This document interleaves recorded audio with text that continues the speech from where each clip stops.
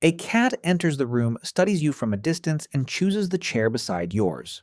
There is no dramatic greeting and no demand for conversation, just a small animal deciding that your quiet presence is safe enough to share.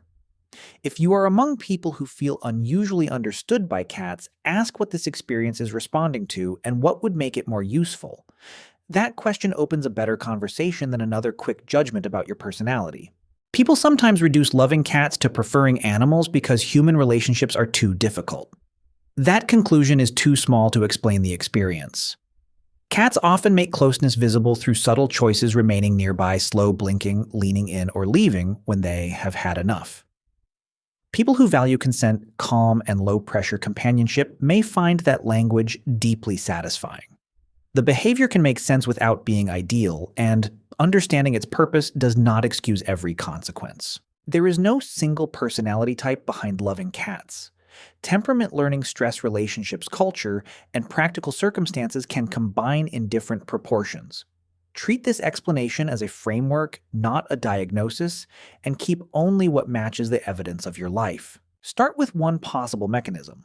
A cat's boundaries are usually immediate, which can make the rules of interaction feel refreshingly clear. Hold this first explanation lightly and compare it with what your body choices and energy actually do. Compare this first clue across several situations before deciding what it means. Watch how that looks in a workday. You work at your laptop while a cat sleeps nearby, and the room feels companionable without becoming crowded.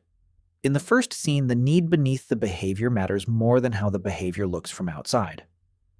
Read the first scene through need, timing, and aftermath rather than appearance. A second layer is easy to miss. Quiet companionship offers connection without the constant verbal processing that some people find tiring. The second explanation becomes useful only when the same conditions repeatedly produce a similar response. Use the second clue only if it predicts more than one response. The experience becomes clearer in private. A cat walks away when overstimulated, then returns later without turning the separation into a moral drama. The private scene reveals whether the response brings genuine recovery or merely delays discomfort. Use the private example to compare real recovery with delayed discomfort. The third piece concerns attention. Earning an independent animal's trust can feel meaningful because the closeness appears chosen rather than automatic. For the third explanation, distinguish what you observed from the meaning you assigned afterward. Keep observation and interpretation separate while testing the third clue. Social situations add another clue. You learn that affection can look like sitting 3 feet away instead of climbing into your lap. The social scene shows what happens when belonging, visibility, or another person's expectations enter the equation. Let the social example reveal the extra weight of belonging and visibility. Another part appears under pressure. Attending to ears, tail posture, and distance rewards careful observation of small signals. This fourth possibility matters most when pressure changes the intensity, timing, or cost of the response. Pressure is the comparison point for the fourth clue. Now place the same response inside a stressful week. After a socially demanding day, brushing the cat or refreshing its water gives your attention one simple place to land. The stressful week example separates a stable preference from a temporary response to depleted capacity. Use the stressful example to check whether depleted capacity changes the response. A final mechanism helps explain repetition. Daily feeding, play, and care create gentle structure while directing attention beyond your own thoughts. The fifth explanation should increase choice. Discard it if it only supplies a more sophisticated insult. A useful fifth clue creates options instead of another fixed identity. One final scene separates a trait from a trap. Someone calls the cat aloof while you recognize a creature that wants choice about timing and touch. The final scene asks whether the behavior remains flexible when circumstances, energy, or relationships change. Let the final example test whether choice remains available as circumstances change. To make the cat companionship pattern more precise, compare 3 conditions: a rested day, a depleted day, and a day spent with people who feel safe. Notice whether the response changes in speed, intensity, or cost. If it shifts with context, the context belongs in the explanation. That comparison prevents one difficult moment from becoming a permanent identity.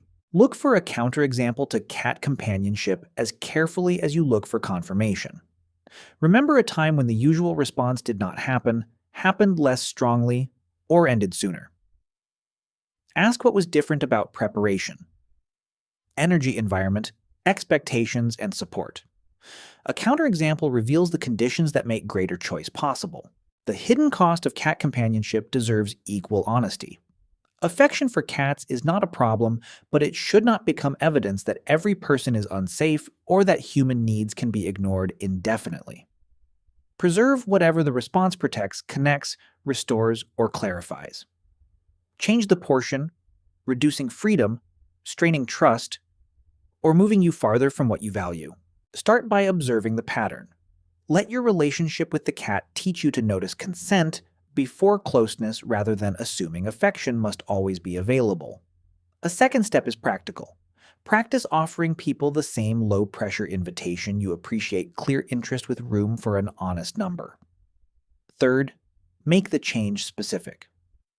Use the cat's routine as an anchor, but keep enough flexibility that care does not become anxiety about perfect control. Fourth, make the new response repeatable.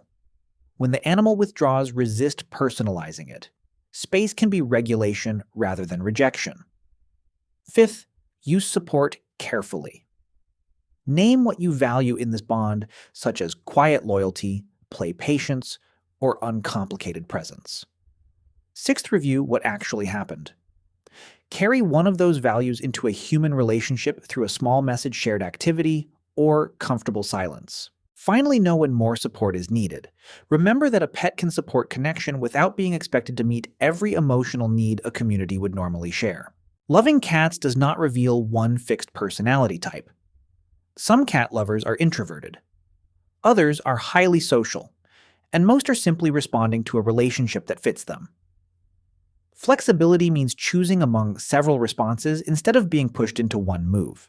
An understandable response does not have to become the only move available. Try one 7-day experiment designed for cat companionship, but do not repeat a generic ritual every day. Choose one relevant action, use it in a real situation, and record the outcome. Keep, revise, or discard the experiment according to evidence rather than guilt. When a cat settles near you tonight, the moment does not need a grand explanation. Its value may be exactly what it appears to be: two living beings sharing space without pressure, each free to move closer or farther away. The goal is not a new label. It is enough understanding and flexibility to make a more deliberate next choice.